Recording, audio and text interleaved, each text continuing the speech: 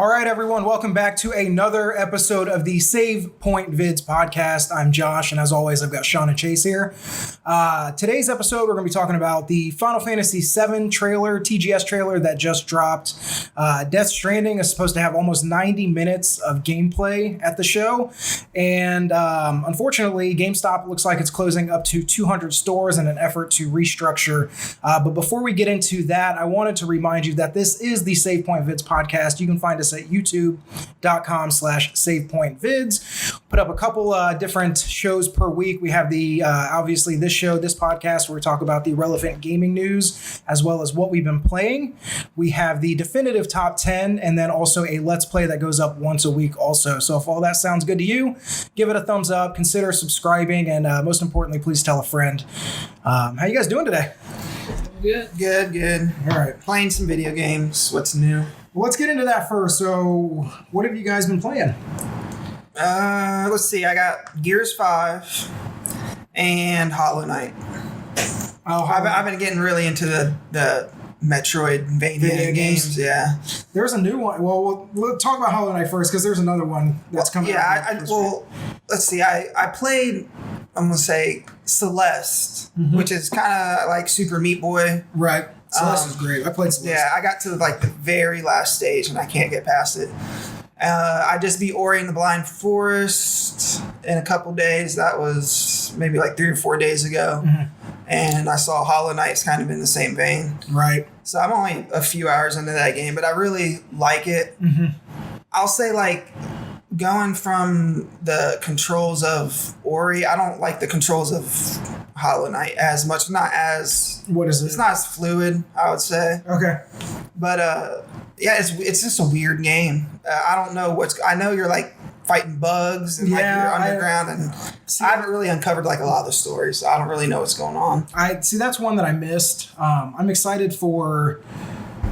They have a sequel, right? Or am I confusing that with Ori? Ori has a sequel coming out in February. That's the one I'm excited for. I don't even have an Xbox, but I'm excited for. Yeah. That looks really good. Yeah. Hollow Knight is, I think it's definitely bigger, and that's one thing I wanted Ori to be was. You mean like longer, like the game's longer, or the map's bigger? Okay. I'm not gonna already tell that just by playing it for a few hours. Ori, I got done pretty quick, even with like the DLC content, because I have the definitive edition. Right. It don't take anything longer than like 10 hours, and I think Hollow Knight's definitely going to be longer than that because I've been playing it for like 4 or 5 hours, and I think I've just unlocked like the second place. So. Oh, okay. Well, that sounds like it's sizable then. Yeah, so I'm excited to get into that a little bit more. Metroidvania games, they have to be, I don't know what it is. I'm not a fan of like Metroidvania as a whole. Like for some reason, like there are certain games that really stick out to me that I really, really like. Did you guys ever play, now this is more like a Mega Man, but it's a side scroller, Shovel Knight? No, that was another one I wanted to play. Shovel Knight is fantastic. Yeah. It's actually, now that I think about it, it is more like Mega Man than it is Castlevania. Really? But it's a 2D, 8-bit side scroller, but it's just like Mega Man. If you played any of the original Mega Mans, you can basically choose. Yeah, Mega Man's those are hard games, dude. Those are really hard games. Yeah, you got to have you got to have a high patience level. Yeah, I couldn't do it, dude. I played. What were we playing? I tried to play Mega Man on the SNES Classic. It's fucking tough, man. Yeah, it's a lot of trial and error, a lot of memorization. I got through like one stage, and then the second stage, I kept dying over and over and over, and I was just like, I'm done with this. I'm done with this. I remember playing back on the PS3. They released Mega Man 9 and 10, which were modeled after the 8-bit ones on the NES. It was all 8-bit. Fucking hard games, man. Like you have to be precise. See, the thing is, I like those games, but I don't like Dark Souls. Like for some, I don't know what it is about it. I don't know because it's the same. I don't want to say it's the same type of game. Maybe it's because Dark Souls is a little like sluggish, and you don't feel like you have as much like responsiveness. But I love Dark Souls games. I like the challenge. There's one that's coming out. It's a Metroidvania game. It's literally people are talking about it right now on like Twitter and stuff. Let me pull it up. It hasn't come out yet. No, but I think the release date is like right around the corner. Yeah, 'cause I've been getting really into those. And I Blasphemous. never heard of it. It is a it's a sprite based probably like a 16-bit side scroller. It reminds me a lot of for obvious reasons, Castlevania Symphony of the Night. Yeah. But it has a lot of like, I don't know what the story is, but it has like a lot of religious iconography in it. It's very, it is a Metroidvania where you're like backtracking. It's all like medievalish. Yeah, kind of. stuff. It's very graphic. Yeah. Like the executions you That's can do. cool. And it's like very, I'll show you guys a trailer when we're off camera. But that is one that has been getting fairly positive reviews that I actually just heard about the first time. Like another reason I love those games is like I just like watching like the speedrunners. Yeah. You know, like because they know every which corner. pixel to even jump on and jump from. It's insane. And so yeah, watching that stuff, it always makes me want to play those games. So How's Gears 5 though? Gears 5 is fun. I already like I played maybe about halfway through Gears 4 and I kind of lost interest. Gears 5, I'm in the middle of the second act, so I don't know how many acts there are. How many hours do you think you're in? Maybe 6. Okay. 6 or 7. I don't know how long it is either. I don't know how long. I feel like I'm like halfway through the story already. Okay. So I don't think Maybe it's a 12 to 15 super, hours. Yeah, I don't think it's a 15 to 18. super long campaign. Right. But I'm enjoying it. How's the... Go ahead. First. I was saying I really like the graphics. It's like probably one of the best games that we own, graphics wise. And I'm definitely graphics whore. How is those reviews that I've been reading? They talk about like how it's got a good story, good characters. Are you seeing that in there? Oh yeah, and I think what they do, I don't know if they did the like the motion capture, like the facial features. No. But yeah, that really kind of brings out the story and the characters because you can read their emotions without them even saying anything. Okay. Which they do a lot. That's something that Naughty Dog's really good at too. Naughty Dog's great at that. Okay. Yeah. So that's good to see. So it seems it's not so much just the action, which is kind of like the past Gears. Right. That's what they were saying. It's a nice change of pace. Right. It's very like character driven. See, I think I might have stuff. And play that. the world kind of opens up in the second act, and I heard the third act also. You get to travel around on they call it a skiff. It's pretty much just like a land wakeboard type thing. Right. And there's side missions you can get into, and you can see that's cool. Now, is it like changes up the pacing? Is it like an RPG almost? Like there's not an light open world RPG. There's light RPG mechanics, and what I mean by that is like you can like find these trees. components and to upgrade your companion. Oh, okay. So he has different abilities and stuff like that. Now, have you tried the? I haven't tried any multiplayer stuff. I'm kind of like, when it comes to Gears, I've always been a campaign guy. It's never been like that multiplayer style is just not my cup of tea. But I do want to try the escape mode. I like the co-op, like in the horde mode. As far as like the team deathmatch and stuff like that, I've never been good at in Gears. Stuff like that. Yeah. So I'll try it, but I don't expect No, to I haven't played into Gears at all. I just been watching him play it. Yeah. But it's really good though. It's like solid 60 frames per second. It's been getting great reviews. Yeah. Solid 60 frames throughout. No matter what console you're on, if it's the One X, One, or One S, I heard they're going for 60 frames no matter what. And it's smooth, it's buttery, and I like it. Very cool. What about you? What have you been playing? I've been playing I played a lot of 8 the first few days it came out. I've kind of... I have too. I've kind of slowed down. You must have burnt yourself out. Yeah, I've slowed down on it. I'm close to beating it, but... Oh, I'm not even close. I'm still on the second disc. Me too. I've been playing a lot of Apex Legends, and I'm very late to the party, but... Do you like it? Yeah, I like it. It's fun, so much. dude. It's so much better than Blackout. I never really got into Fortnite. I'm not big on the whole building mechanic. Yeah, I don't like that. Apex is fun. I was like super hardcore into it for several months. Yesterday, I was playing Apex, and then I hopped on Blackout like right after with Sean, and it was just so not in the same league as. Yeah, it's just right. Yeah, I would Well, actually, I don't know if I'll ever get back to it at this point. With Call of Duty coming out, we're recording this on the day before the early access beta opens up for PS4. Yeah, with that coming out, I really don't. I don't think I'm going to go back to Black Ops 4 unless I'm just itching for it. You know what I mean? Yeah. Yeah, I'm pretty much probably just playing Apex to bide my time until Modern Warfare. Yeah. I do want to get... Because I always need to be playing some sort of shooter. Right. Yeah, me too. Something I can just like mindlessly play. Just to waste time. Which, on that, I do want to get Borderlands 3. Okay. But I'm poor, so I might just do it through GameFly or something. You know what I mean? Right, yeah. Because I think you can keep it as long as you want, right? Mm-hmm. Yeah, you can keep it. Yeah, so you have like a queue. We might just do that because I just downloaded the... what's it called? The Handsome Collection. They got that on Game Pass. Yeah. The first one, the second one, and the pre-sequel. Right. So I want to kind of go through and play those again before I get into Borderlands 3. Your backlog is fucking huge. Dude, it's ridiculous. I'm not going to play all these games that I say I'm going to play. There's no way. That's funny. This is impossible.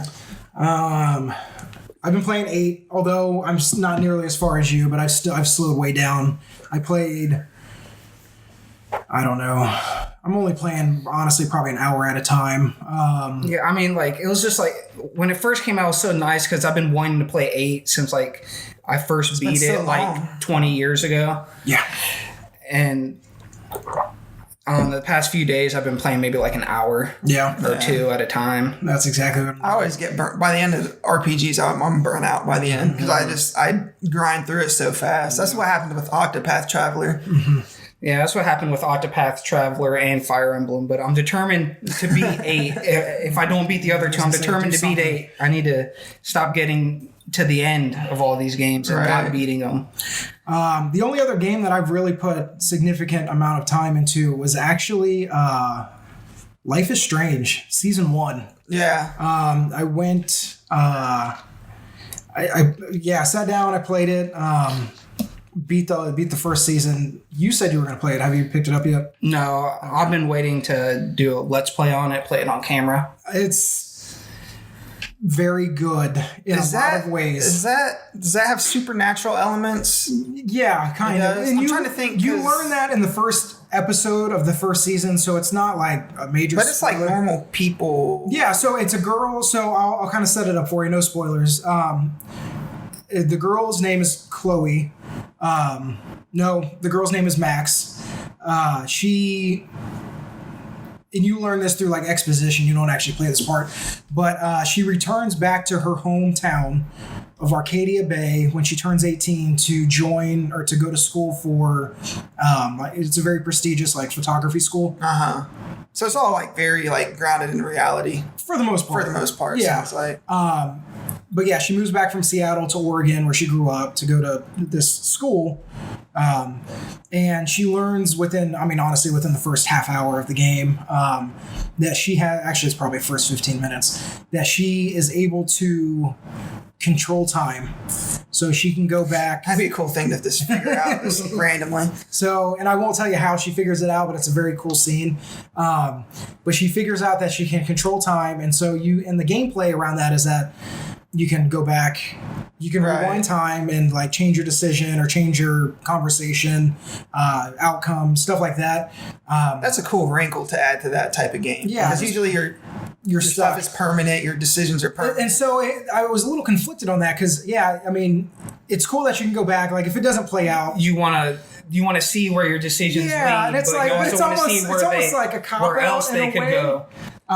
Because she has like an inner monologue that you listen to as she's like having these conversations with people, and she will literally say out loud, or like in her head, she'll say, well, that didn't really go the way I wanted. And that's basically a door open. You don't have to. Right. Whenever you play it, you're going to have no rewinds. But you do have the ability to rewind the time or rewind to the previous conversation and see. I won't put myself in that box, but we'll see. Now, I will say, for as good as the game is, and there's a lot to like about it, some of the, especially in the first 2 episodes, some of the voice acting, like the performances and some of the dialogue is very like cheesy. Yeah. And it's like poorly acted, and it does take you out of the experience. However, it's not nearly as bad as like making you not want to play it. Like it's never as bad as like I can't get through this. But especially like the secondary characters, it's like it seems like they just picked somebody off the street and gave them one take to record the line. That's probably what they did. And this is a Square Enix game, published game. It's published by Square Enix. It's I don't know. developed by Don't Nod. Okay. Which did they did a PS3 exclusive action game actually on PS3. I can't remember the name of it. But yeah, I mean it's good. I'm glad that I played it. I'm still waiting for the whole second season to come out before I go back to that. But yeah, the way they kind of it's episodic, so at the end of each episode takes about 2 hours, an hour and a half to 2 hours to complete. There's five episodes. It's very good at like ending on a cliffhanger, so you immediately want to like pick up the next episode and play right away. It does go in some directions where I don't see coming, and there are some decisions where it was tough to make. You know what I mean? Like it's like there's no real like right or wrong answer, which is always cool because you think you're doing the right thing and it turns out it's not, or vice versa. But yeah, if you, again, just like Telltale games, if you like those story-driven games, check it out. Yeah. I definitely recommend it. Is that it? Is that all we've been playing? Yeah, man. All right. So let's first talk about the Final Fantasy VII TGS trailer that just dropped. There's always a shining light in Halo over everything Final Fantasy VII. Yeah. So what did you guys, just surface level, what did you guys think? More excited for the game, less excited, about the same, what you were expecting? I don't think anything can make me less excited. I'm definitely, everything they release, and it's good because they're kind of drip feeding us stuff. It's not like full-blown hour demos. Right. So it keeps the hype level really high because you just want to see more. So yeah, I'm definitely more excited now. What about you? I know you're more hyped for that game than anybody else. Yeah, nothing could stop my hype train. I'm going to say this. I really don't like Barrett's voice acting at all. I don't remember really hearing. I don't recollect what he necessarily sounds like. It sounds like he's trying to. I don't know if it's not the voice acting per se. It's maybe like the direction they gave or the writing or something. It's just like very over the top blackness, over the top black guy, like trying to sound. I mean, that is how he was in the first one. Yeah. Everybody read it. And, You're right. No, I know like the over top. With that being said, that is my one complaint about it. Now, granted, he's the main character, but I don't remember him saying much in what we've seen. But I've just been kind of like.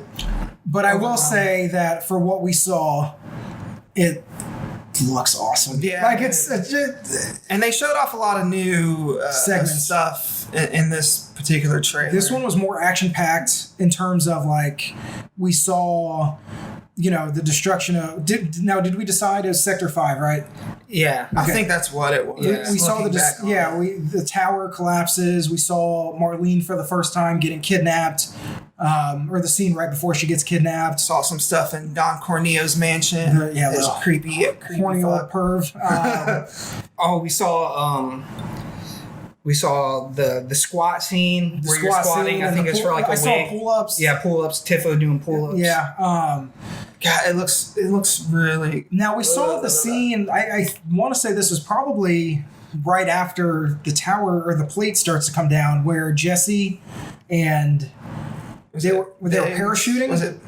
Did you see that? Yeah, they're like paragliding or something. Maybe they jumped off the tower. The top of the tower is my guess. We saw Seventh Heaven during the daytime. And that was the shadows showed up again during and they're swirling around. Which is definitely not in the original. That's definitely not in the original. So that's something that they added to flesh out the story. It looked like we saw Cloud and Tifa talking, and what it looked like was the cell or in Shinra tower. Yes, yeah, I did notice that. Oh yeah, I was wondering where that was. She was leaning up against the wall. Yeah, because it is those two in that one cell, and then Eris and alone, and then Barrett and Red 13 in the other. Yep, they get captured. We didn't see any Red 13, which was a little disappointing. They're probably going to save that for the game. Right. I don't anticipate them releasing that ahead of time. We saw a new What else do we see? a new villain type character from The Soldier, soldier guy. Yeah. which They didn't say his name or anything, did they? I don't think so. I think it was just like Jesse was riding with Cloud on a motorcycle, and she was like, "Who's that?" And he's like, "He's from Soldier." Yeah. That was it. Yeah. Okay. So, Which I think is a good addition because Yeah, I mean, like you said off camera, if they're looking to make this one section a full-fledged game, they're going to have to expand the story somehow. There's no way. there was never any, like, you're fighting Shinra in Soldier, and they never had any like main villain, side villain, distinguishable soldier characters. It was always just like enemies you fought in regular encounters, like soldier third class, soldier second class, first class. So yeah, I mean, I'm excited what they showed. What else did we see? We saw Cloud escorting Aerith away from the church. Yeah, you saw a boss battle with Reno in the church, and which it looked like before the Airbuster boss battle in the underground. So yeah, I mean, they're going to expand. Like I'm assuming we'll see more of that. Just where like new gameplay segments that were just not. what I'm really hoping And it looked like we got the first look at what looked like the boss. I forget his name, but the highway guy at the very end who chases you at the end of at the very end of Midgard, right after the motorcycle chase scene. Yeah. What I was saying is, I really hope, since this is going to be a full-fledged game, I hope there's more areas in Midgard that you can. That's what I'm assuming. Yeah, maybe side quests and different. Like maybe we see all, because there's 7 sectors, right? Like, I think there's 8. So maybe we end up seeing all 8 sectors, and there's I'm assuming side quests and NPCs. If it's going to be a 60-hour Midgard tour, pretty much, there has to be a lot of stuff, unless they just expanded. Now, did they ever say what was already there? That it was going to be 6? I know they said full-fledged game. I assume all JRPGs are aiming for that 60-hour mark. 40 to 60. What I'm thinking maybe is that, and they should probably come out and say this, because I'm thinking, a full-fledged game can be 20 hours. Right. You know what I mean? Now, I'm assuming with like side missions and side quests. But I don't think it would be, because they did say it was going to be a 2-disc game. Okay. So yeah, maybe. The point is that if it is a 40 to 60 hour game, then yes, I would imagine we'll see more of Midgard. There's going to be a lot of additional side quests that we can, take on.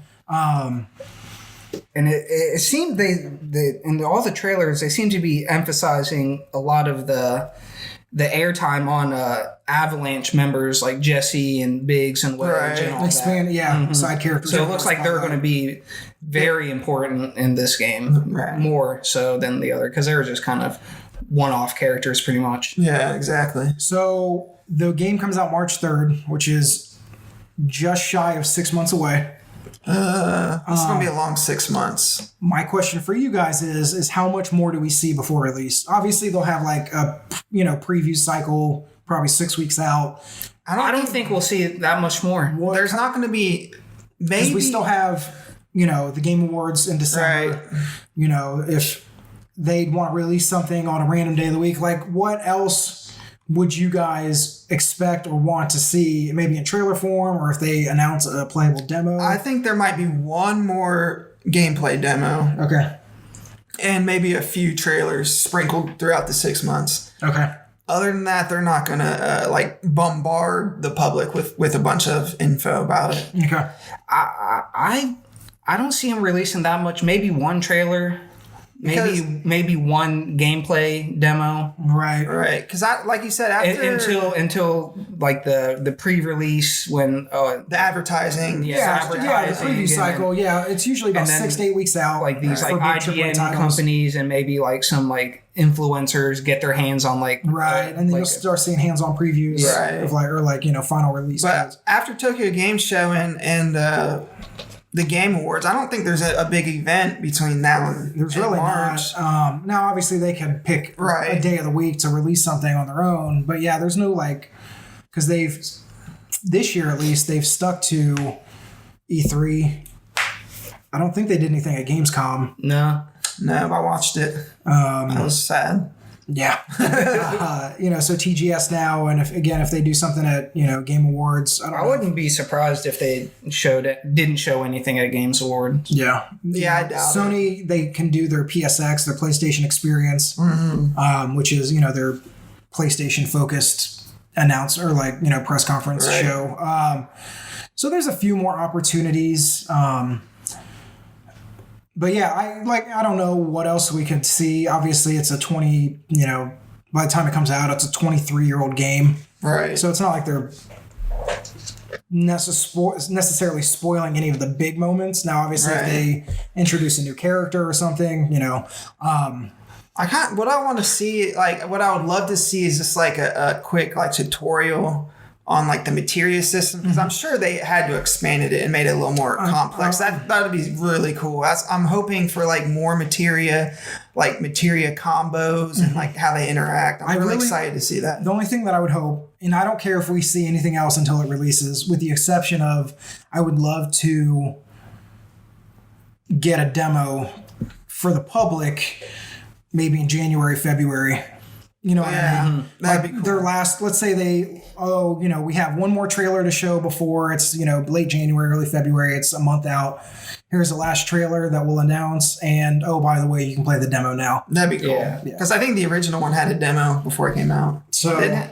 I'm sure. Or am I thinking 8? I know 8. I know 8 did. It was the Dole mission. Yeah. Because you could use the Brave Fencer Musashi. It was like Zell and Renoa, and you could use Leviathan. Yeah, I remember that. Yeah. So it's a long wait. It is a long wait for that and Cyberpunk. And then Cyberpunk's right after that. Jesus Christ. All right, we had I think it was Naughty Dog, or maybe it was PlayStation. They tweeted out basically an event for The Last of Us 2. For September 24th. Chances are we're going to see more gameplay, a new trailer. A release date? And everybody's saying we'll get a release date. Right. So my question for you guys is, obviously we're all hyped for The Last of Us 2. With Final Fantasy in March. Cyberpunk. And don't forget mine, Ori and the Will of Wisps also comes out in February. Ori in February. There's a lot of games in that first 3, 4, 5 months. Where do you predict they end up releasing this game? May. It's going to be early summer. That's what I'm afraid of. Yeah, I think it will. They're going to polish the crap out of this game, and they're not going to release it with 7 and Cyberpunk. Yeah. Because as great as it is, they're just gonna divide the sales among the 3 big games. That's what I'm. So I think early summer.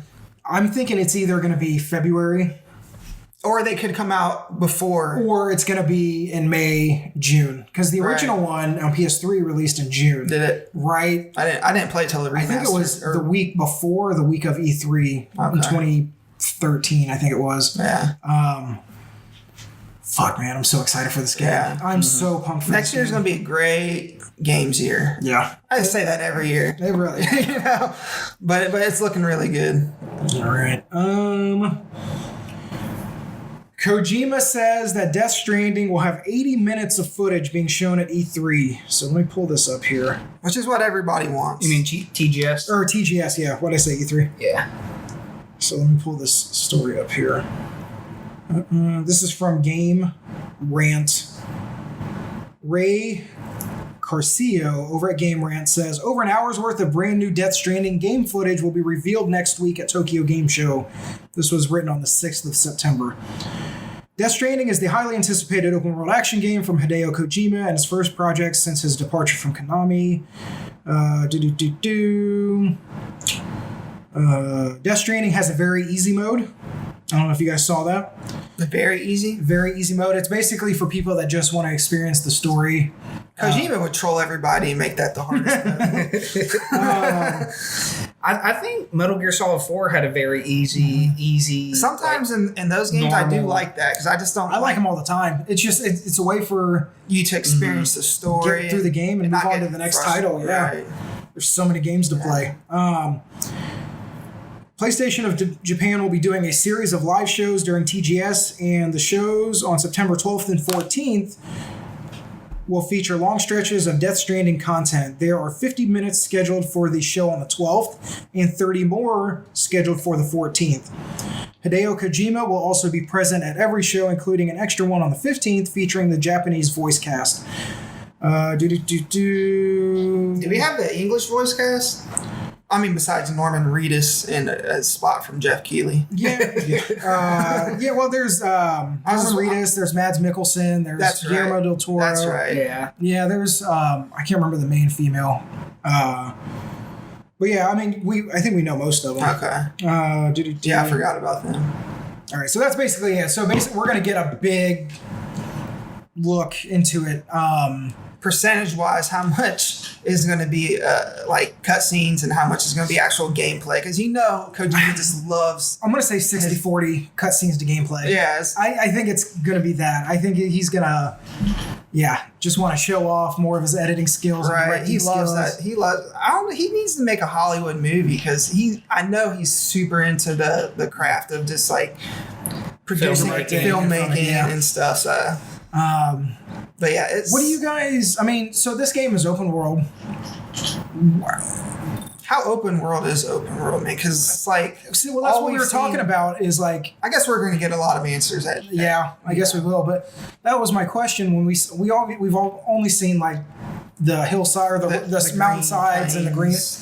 Like, if you see something out in the distance, can you literally go there if you want? Right. Is it like that Skyrim, like just go somewhere? Or is it like MGS5 where it's pretty big, but there's a limit to what you can do or how far you can go. I think it's probably going to be like Metal Gear Solid 5, but just on a bigger scale. That's my guess. On a bigger scale. Yeah, I can't imagine it's a... But I could be making this up, but I thought I heard or read somewhere after Gamescom that there are side quests to do. There's NPCs to talk to. Right. It's an RPG light, type of situation. I mean, what... I don't want to say I'm confused, but like, that's a lot of time to dedicate to this game. Like, what are they going to show? What are they going to show? Like, are you going to really show us an hour's worth of... I want to see what the action looks like. I think he will show the action because all he's pretty much shown now is the exploration. Right. Those mechanics. And I think he knows that, especially after Gamescom, people want to see the action. Right. So I would love to see a new area, whether it's an urban environment, whether it's another... Well, in one of the trailers, they showed like what looked like World War I trenches. Yeah. Mm-hmm. And I want to see what that's all about. Like, is that a flashback or is that just war now? With like a terrorist group or something? My guess is... kind of thinking back on it now is that's maybe a flashback of how like everything got so fractured to begin with. Yeah, it could. You know what I mean? Or maybe it's current times and it's right. That's just how warfare turned out again or something. But yeah, I would love to see action. I would love to see more of like not the menus, but like the gameplay mechanics, the UI. Yeah, just like if it is an RPG with RPG elements, how does that work? Are you upgrading your suit? What are you doing? Right. Can you upgrade your weapons? All that kind of stuff. Upgrade your baby. Upgrade the baby. Baby I wouldn't put it past Kojima. I wouldn't put it past him. I know. Toddler and then kindergarten. And then, but yeah, I would love to see like a new environment. Yeah. What I don't want is too much of the story. That's what I'm afraid of. Like, I don't want too much story stuff. I just want to see gameplay because the story, it's cryptic and it's cool. And that's what I want to uncover it, as I play it. Right. Rather than too much be revealed to me beforehand. Which the thing, if he does reveal more story, I think the way he would reveal it would just leave us more confused and asking more questions than before. Right. Because that's what he does. Because we still don't really know what the hell's going on. Anybody who says that they know what this game's about is lying. Yeah. You know, because it's just too. Yeah. I don't know how anything connects in this story. I just know. And that's what he likes. I just know what elements are in the story, but I don't know how everything is connected. So yeah, I'm interested to see, you know, if, you know, are there just more gameplay deals? Is there, you know, conversation choices? Is there branching paths? Right. I mean, is there, just like Metal Gear Solid 5, and I'm assuming this is the case. Can you handle a mission stealthily, or is it, you know, right? Or can you just go guns blazing, or, you know, is it? Yeah. So I just want to learn more about like the moment to moment gameplay. Yeah, me too. So that's what I want to see. Is preferably it would be like 90-minute or 60-minute just straight up gameplay demo. Who knows, just maybe an entire mission or something. That would be cool. Yeah, even play it, you know, if there is multiple ways, you know, maybe they go back and play it a second way through, like differently. But yeah, we'll be interested. It's September the 11th as we record this. So it'll be tomorrow and Saturday, right? 12th and 14th. Yeah. Tomorrow and Saturday, and then we'll have our impressions of that this weekend and up for you guys. I always forget it's coming out soon, right? Death Stranding? November. So it's less than like September, October, November. So maybe two months. I can't remember the exact dates, but yeah, November something. I think it's November 8th. Yeah. So a little less than 2 months. Man, this game's like sneaking up on me. Yeah. Mm-hmm. So for some reason, I kept thinking it was coming out like early next year, just because there hasn't been a whole lot of information about it. All right. Next story. BioWare teases, quote, several super secret big projects, end quote, in the works. This is from Tyler Fisher over at comicbook.com. In a new studio update, BioWare boss Casey Hudson has teased the developer has, quote, several big projects, end quote, in the works, one of which is obviously the new Dragon Age. Unfortunately, further details aren't divulged, but Hudson does make note to separate these projects from what BioWare has cooking for Anthem and Star Wars The Old Republic. In other words, it doesn't appear these big projects are related to those IP. Again, one of these new projects is the new Dragon Age, but what else does BioWare have in the chamber? Quote, we have several other big projects in the works, end quote, teased Hudson. I wish I could tell you more about them, but they're mostly super secret right now. I can say, however, that one of our projects has a large and growing team in Edmonton working through pre-production, and based on the progress I'm seeing, I can confirm that indeed the Dread Wolf rises. That is obviously a reference to Dragon Age 4. Beyond that, it's unclear what these other super secret projects could be. Unless BioWare is working on another brand new IP, you'd assume one would be Mass Effect related. However, with the bulk of BioWare working on the new Dragon Age, surely it isn't a new installment in the sci-fi series, so maybe we are getting re-releases of the Mass Effect trilogy for current or next-gen consoles. I hope it's not that. Yeah, I don't know, like... The reason I brought this up is obviously I would love to see, and we talked about this actually the other day, you know, I don't know if Mass Effect has been tainted just because of Andromeda, or if... I just think Andromeda is more like an afterthought in people's minds. They don't even like include that. And they're like, I love Mass Effect. Nobody's thinking about Andromeda, you know? So do they reboot it? Still call it Mass Effect or Mass Effect : something. I would rather it be a brand new IP. Mm-hmm. So with that being said, what do you want out of them? Do you want it sci-fi still? Do you want it, because they already have like the fantasy with Dragon Age, right? Is it? I would like to go back and do more sci-fi stuff, just something completely new, a brand new IP other than Mass Effect, right?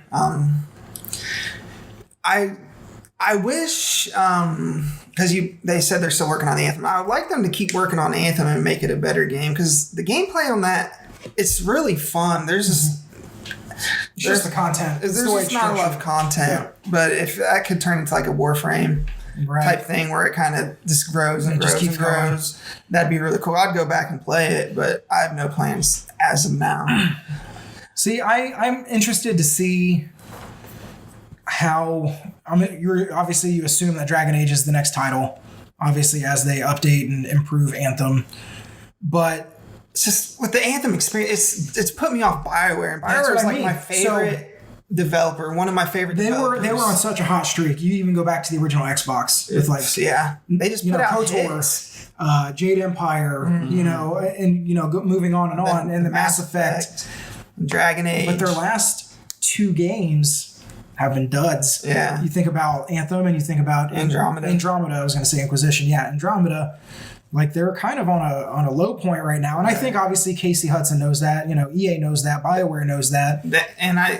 Because of that, I think whatever the super secret IP they're working on is, I think they're going to go back to the roots and make a true, or I'm hoping they make a true Western RPG. Yeah. Whatever it might be. Whatever it ends up being. And I hope Dragon Age 4 is that way too. I hope it's not Anthem floppy type mess. I hope.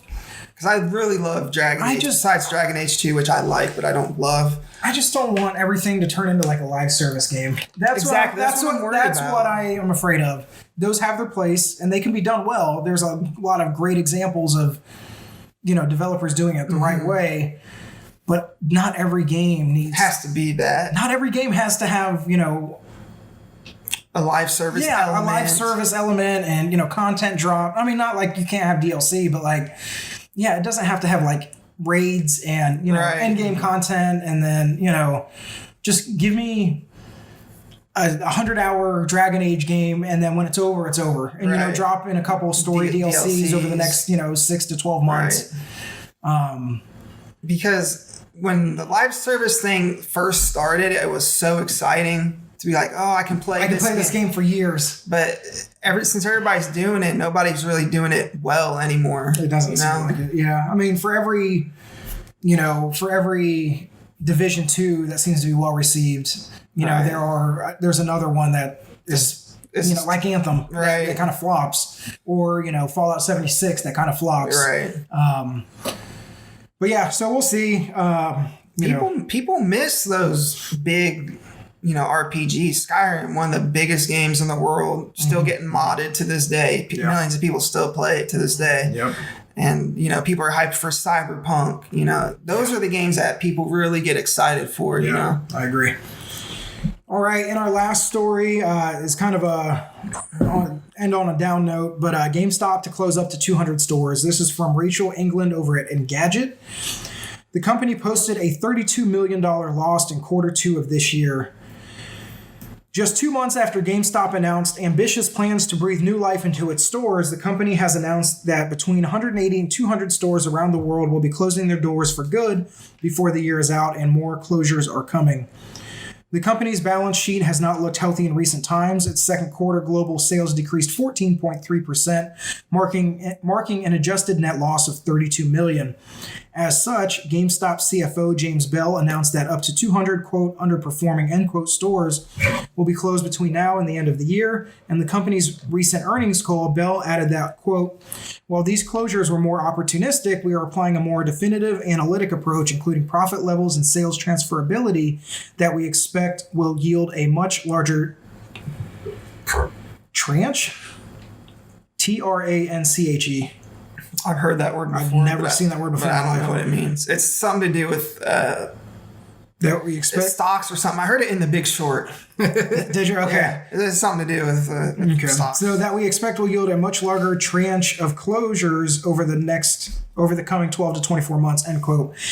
Despite these closures and efforts to revamp the better performing stores, it's unlikely that GameStop's fortune will change anytime soon, thanks largely to the end of the current console generation, and subsequent weaker launch title launches.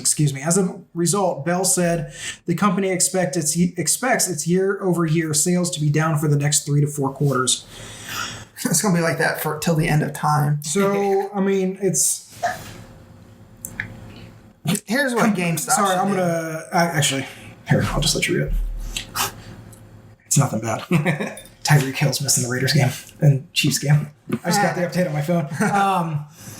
Anyway, so yeah, Mike... I think the writing's on the wall. Obviously, for GameStop, they have to do what they can to survive as long as possible. It's literally a matter of time before they're gone. Yeah. Just like Toys R Us. What they need to do is get a team together and pump all their money into making a digital storefront like Steam.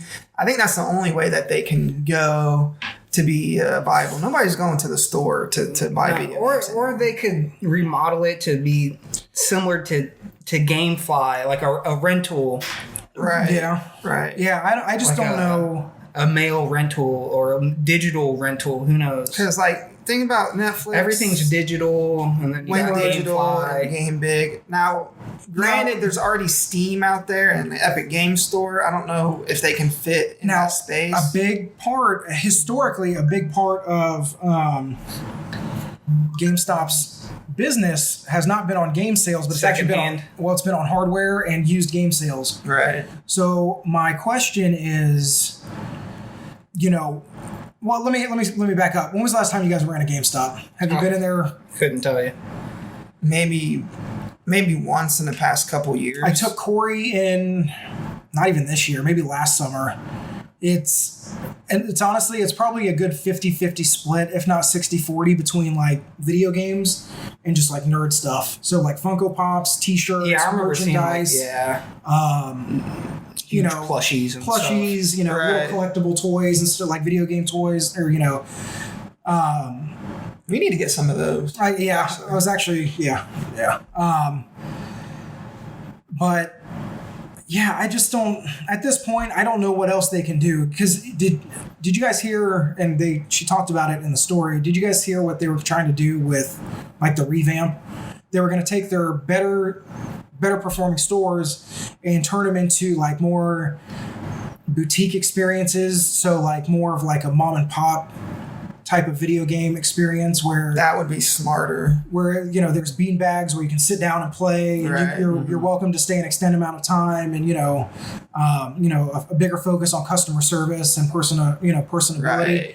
We're gonna have to make it an experience to go in there. Like, we're going to GameStop now. They were talking about turning them into hubs for local esports tournaments. Yeah, I was just about to say do tournaments and where stuff they like would have 12 or 20 or kiosks basically, or gaming setups. I can see that working. And having on a esports, much smaller scale, right? And these things I think are fine. I don't. It's not going to save the company. No, they got to do something digital, whether that's like making a storefront and then saying, hey, here's our library of used games. You can get something for 50% off, and then they mail you the actual disc or something. Right. And you can just buy it from your desktop and you'll get it in a day or two. I think, but you can do that now through their website. Can you? Yeah, you can go. You can go to GameStop.com and just buy stuff there, and they'll ship it to you. But yeah, I don't know. That might work if they don't have any like physical stores to have to the operating cost of physical stores. Very high. If it's just a storefront, online storefront, and there's no, because you got to think, here in this area, I can think of 4 or 5 just off the top of my head. You got to think about rent and utilities. Yeah. And to rent out these spaces. If they don't have that, then a storefront only might work. But it's just a matter of time before Sony and Microsoft and Nintendo say, hey, if you buy it on our platform, right? We don't have to split the revenue with GameStop, and we'll give you a 10% discount, to entice you to buy it here instead of there. Obviously, it sucks when people lose their jobs. So capitalism, man. Yeah, I know. But it's there's right. a lot of people lost their jobs. So hopefully you guys bounce back. I hate to see that happen, but at the same time, it is a sign of the times. Right. Everything is going digital. The only reason I think they're still relevant is because of hardware sales. And now, like I said, the thing is, if I were to go to like a store, it would be like Best Buy or something, just because there's more stuff there. Yeah, and I think that's what they were trying to do. Actually, that's not true. They tried to expand in other electronics. You could buy phones there and iPads and gaming PCs and laptops and stuff. But it's just at this point, I think it's just like I said, it's the writing's on the wall. they'll shrink down, and then they'll close. They'll close 200, and then next year they'll probably close another 100 or 200 more. Yeah, they should do that, and maybe just keep the physical stores just for that purpose, and then move all the sales and stuff online. Right. I don't know ultimately what their plans are, but maybe just do like, just switch to like GameFly, rentals, rent old games, rent new games, rent old hardware. Right. Yeah, that might work. I don't know if that. I think that the only way that works though is if they downsize it again. So a lot, and then just keep it for like the mom and pop boutique type experience for the physical stores. But yeah, cool to rent old hardware. Though. That's a cool idea. Yeah, because there's some stuff that obviously like now you can play Super NES on Switch and stuff like that. But yeah, I really liked the idea. This is several months ago. I really liked the idea of them setting up like esports tournaments and literally having it just for that. You buy in, $10 or $20 for an esports tournament. I would go do that. GameSpot takes their split, and the winner gets the rest or whatever. Right. And for all those people who want to get into like pro gaming, like that could be a good launch pad for them. So, but yeah, man, I'm interested to see how it shakes out. Like I said, anybody that lost their job, I hope you guys find jobs soon.